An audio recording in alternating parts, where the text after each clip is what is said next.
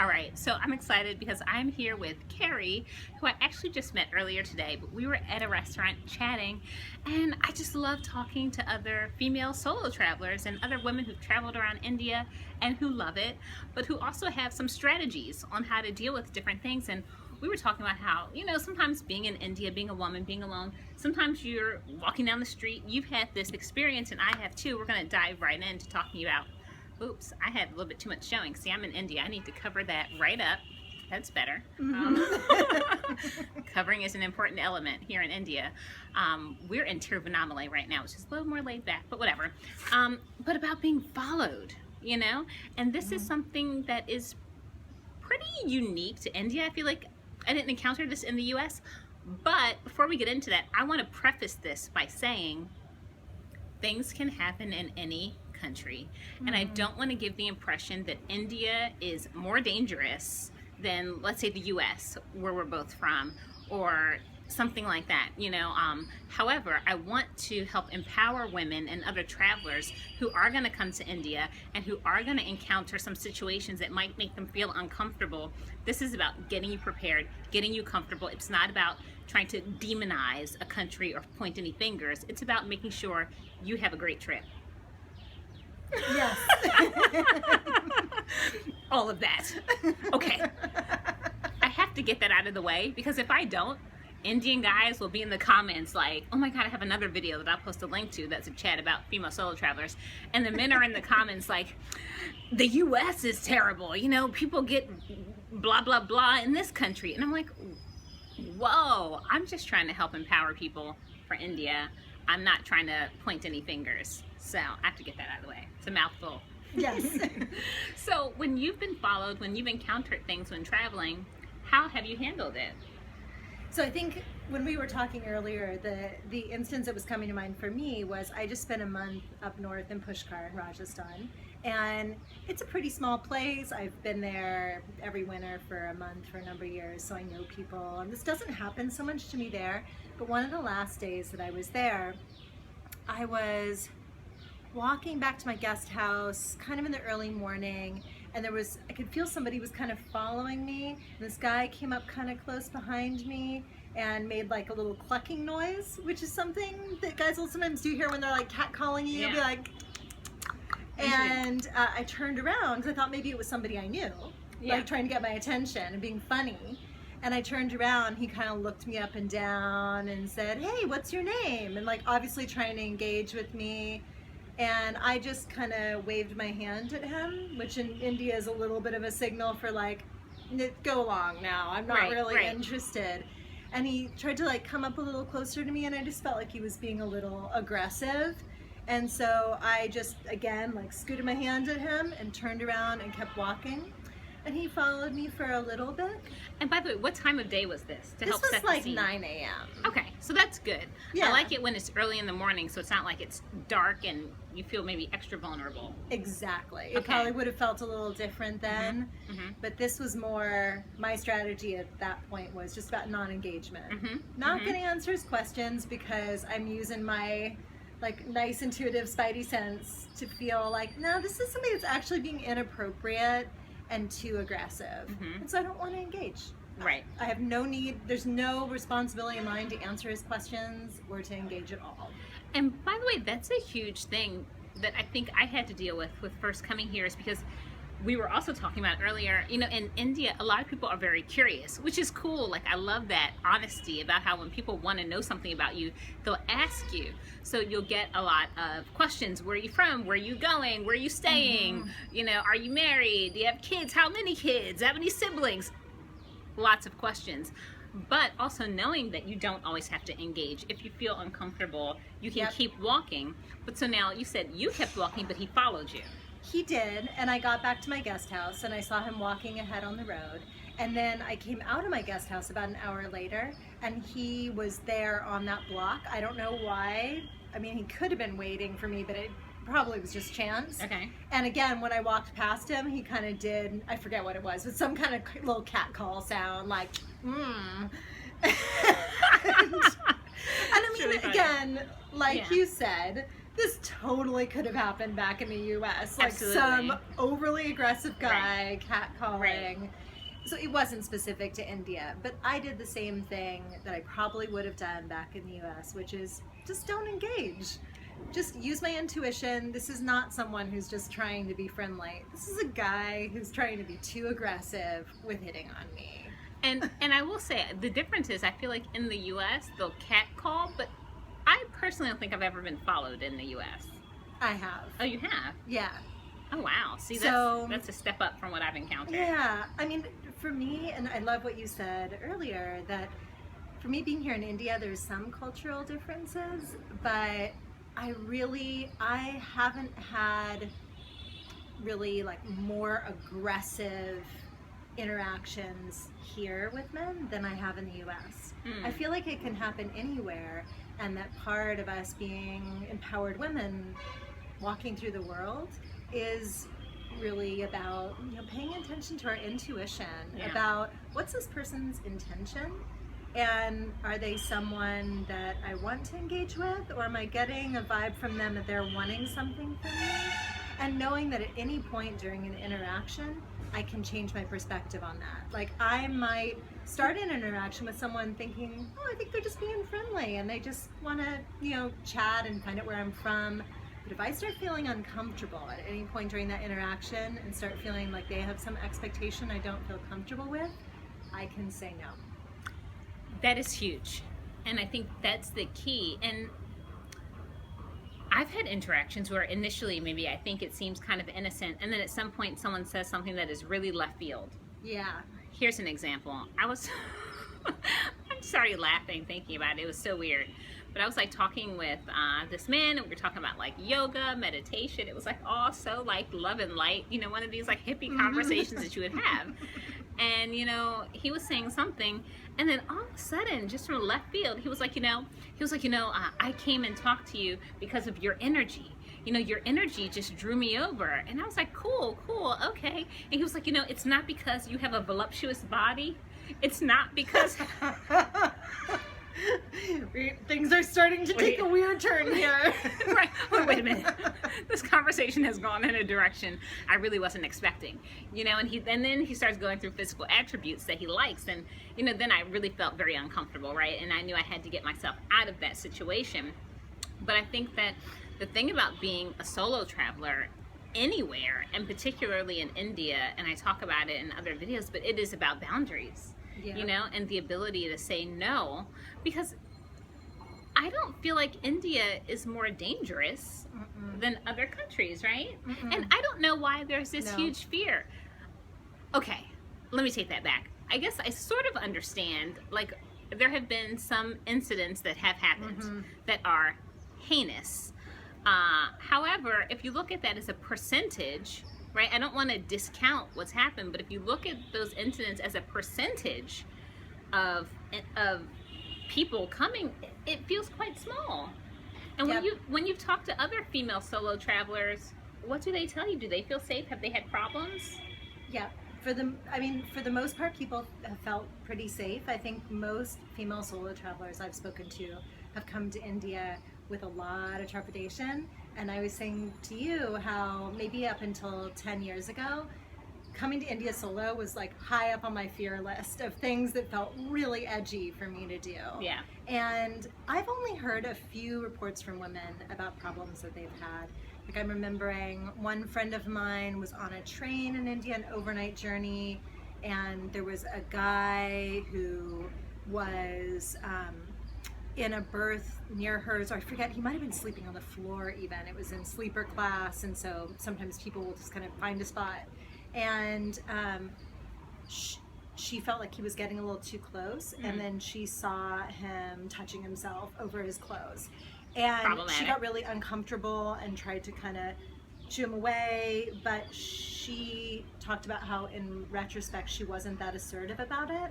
And one of the things that she and I talked about, and I've learned and I called on once in the past as something that works really well in India, is if you ever do get in a situation where you're just feeling uncomfortable with a man around you that you feel like is not observing your boundaries, one thing you can do is to enlist the help of the nearest Indian woman, especially an Indian woman over about such good 40 advice. Yeah. or 45, who's like a mama age, Yeah. because she will rip him a new one. Yeah. She will publicly humiliate this guy, and he will be gone. Now, by the way, when she told you about that encounter, like, how far did he go with it? Like, was it just once or twice he was touching, or was it?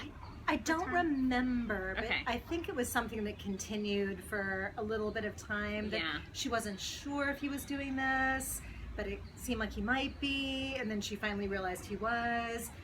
But it Yeah. was an incident where she felt like, in retrospect, she should have listened to her intuition, which said, "Hey, something's not right here." Yeah. Yeah. And I think, I mean, this for me plays into a bigger thing that a lot of us have been acculturated to as women, which is to be polite, to not say Yeah. no unless it's really clear that it's something that's a Yeah. violation. Yeah. And that I think all of us are now growing into a place of really wanting to be self-honoring by listening to our intuition and honoring our boundaries. Absolutely. And that can happen anywhere, It not can just India. Sure, absolutely. And by the way, I've heard about other countries that females have traveled to that women are having issues in some places. So it's not necessarily specific to India.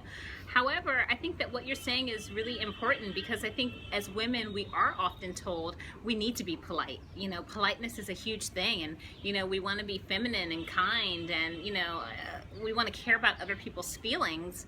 But we have to care about our own feelings, and not only care about them, care about our own feelings first, you know, and care about our own safety first. You know, it's like, you know, in the airplane when they say put your own mask on before helping others. That's what we need to do. Put your own mask on. If some guy is being inappropriate, and by the way, though, I have heard of a situation similar to that. Actually, I was staying at an ashram in Kerala, and there was a situation with a man at the ashram, whatever. Okay, these things happen. And by the way, I saw a guy who was exposing himself in Manhattan on a subway. So, again, pointing out that this happens, unfortunately, in many different places. But I think the advice that you're giving of telling an Indian woman is huge, because, you know, like, sometimes there's an idea that sometimes Indian women can seem like they might be submissive in a way, or seem quiet, but, you know, a lot of Indian women, they run stuff, you know, like, they run the house, they run the household, you know, and they are a force to be reckoned with. And I think for sure that if you see an Indian woman getting some help, or trying to find one, because, you know, I wonder, the other issue is, though, a lot of times trains are mainly men. You know, like when I'm traveling, even when I was flying here to Chennai, the airplane was mainly Indian men. You know, there weren't a lot of women around, so that is an issue that you can run into. But we were talking about earlier, before we started this, being really loud and firm. This is true in Nepal, it's true in India, but they don't necessarily respect the, "Oh, I'm sorry, no, I don't think that's okay. Could you maybe stop with that touching that you're doing?" That's not going to work. But what are you doing? Right? Public shame, unfortunately, goes a long way here, you know, and I think it's because it is kind of a communal feel. Like, we were also talking earlier about how, you know, people here call each other brother, mother, sister, right? And these are strangers, right? They'll refer to a stranger as brother, mother. So the boundaries aren't so defined, I feel like they are in the West. So calling someone out publicly goes a lot farther. Yeah, absolutely. We were also talking about how it's a culture that's very honest and very direct, both in its curiosity about asking questions, or staring is a big deal here, where people will just stare at you, which can feel overwhelming. And often it's just because they're shy and curious. And if you give them a big, bright smile back, they're probably going to bust out with a huge smile and be so excited that you're interacting. But the same thing with really direct communication, that if you were to feel uncomfortable around a guy and you were to say loudly, which an Indian woman would do this would be appropriate within the culture, to say something loudly like, "This man is touching himself. I'm not feeling good. I'm feeling scared." Yeah. You would probably have a crowd very gentlemanly Indian men and a bunch of women, Yeah. getting that guy out of there immediately. You'd get a big response, and that would Yeah. be appropriate, and it's Yeah. what would be happen within this culture as well. People would be loud and direct and very honest about how they're feeling. And you know, to add on to that, the Indian men would be horrified Yeah. that this one guy, because the truth Mhm. is that one pervert isn't representative of No. Indian men. So if that's happening, the other men, if they realize it, honestly, that one guy should be concerned, because the Very. truth is they don't take that lightly. You know, Mhm. like, because they're aware of the perception, and that guy should actually be concerned for his well-being, to be honest, because Mhm. I've seen instances of men doing things really inappropriate, and the other Indian men are like ready to go, like, crack some skulls. You know, like they're ready to beat this guy up and, you know, kind of take matters into their own hands in that way. So I think for sure in that sort of a situation, drawing attention to a person could be helpful, you know. Yep, for sure. I'm thinking of an incident I saw last year in Goa where there was, I mean, this is a little complicated, involves some other factors, but a situation where I was leaving in a taxi to go to the airport with a Goan taxi driver. And there were some guys ahead of us on the road who were in a car, you could see from the license plate, was from a different state. And they were kind of following a Western woman along the road, like almost kind of, she was walking, and they were like driving their car right beside her and trying to talk to her and catcalling her, and then drove away kind of crazy and then slowed down and tried to talk to her again. Yeah. Just being intimidating. And the Goan driver got on his phone and called some other Goan taxi driver ahead of him on the road, and they blocked these guys in and got out and threatened to beat them up and told them to get the hell out of there, that they didn't want people from another state who were coming there to party to be so inappropriate. Right. That's a great example, because that is like how I feel the majority of Indian men are. They are protective. Very. And no one wants anything to happen to foreigners because A, it's not cool, and B, there's a self-interest there too, just on a practical level, right? It's bad for the country. It's bad for perception. And honestly, because most of the men here are good men, right? Like, they don't want women to come here and feel like they're going to be assaulted, you know, and no one thinks that's cool. Or the vast majority of people don't think that's cool. So, like, when you say that, like, that's so great to hear, but it's also not so shocking to me in that way, right? That the taxi driver called people. They didn't know that woman walking down the street. They just saw a problem and they took action to protect her, which is great. That makes me feel good. Yep. Yep. Yeah. So these are the things that, you know, it's like traveling to India can test you, right? But I think not in the ways that you might expect. Yes, as a woman, you may be followed. You know, yes, you may encounter issues with men, not unlike you might encounter in your home country. But the whole point is that you can navigate this, you know, and not to say that situations don't arise that aren't preventable, right? Not victim blaming. Sometimes things happen that are out of our control. We didn't do anything wrong. It's not anyone's fault other than the perpetrator.